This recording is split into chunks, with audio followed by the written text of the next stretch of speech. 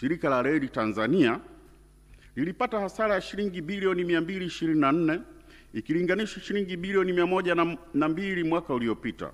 Hasara hii ilichangiwa na kupungua kwa mapato ya usafirishaji kutokana na uhaba wa vichwa vya treni na mabehewa, pamoja na mvua kubwa iliyosababisha kufungwa kwa njia kwa miezi minne.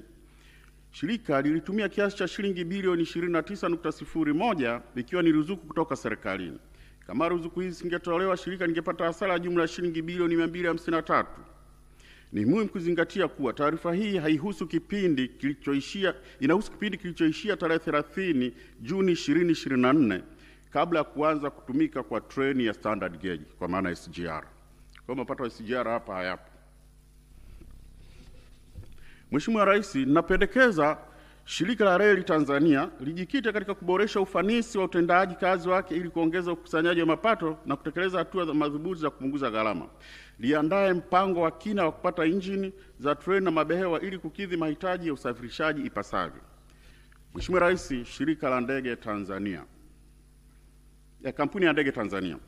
Mheshimiwa Rais, kampuni ya ndege Tanzania ilipata hasara ya shilingi bilioni 91.8 ikiwa ni ongezeko la asilimia 62 kutoka shilingi bilioni 56.6 mwaka uliopita. Hasara hii ilitokana na gharama kubwa za matengenezo ya ndege na hitilafu za injini ambapo ndege za aina Airbus zilikaa muda mrefu bila kufanya kazi zikisubiria injini. Pia shirika lilitumia kiasi cha shilingi bilioni 99.8 ikiwa ni ruzuku kutoka serikalini.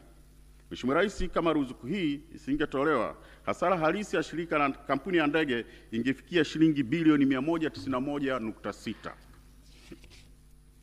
Napendekeza kampuni ya ndege Tanzania ishirikiane na serikali kufanya utafiti kuhusu njia nzuri zaidi za uendeshaji wa ndege kwa kuzingatia masuala ya kifedha na kiuchumi ili kuongeza ufanisi wa uendeshaji.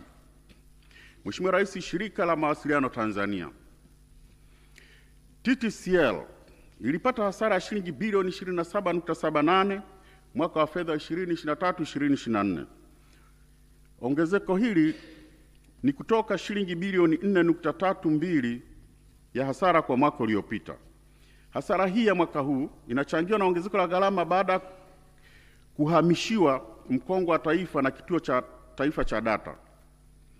Licha ya kukusanya mapato takriban kiasi cha shilingi bilioni 24 kutoka mkongo, fedha hizo hazikuhasibiwa kama mapato ya TTCL. Badala yake ziliingia kwenye mfuko mkuu wa serikali ili kulipia deni la mkongo. Kutokana na kutopata mapato hayo, shirika limeendelea kupata hasara kubwa na kukosa fedha kwa ajili ya uwekezaji.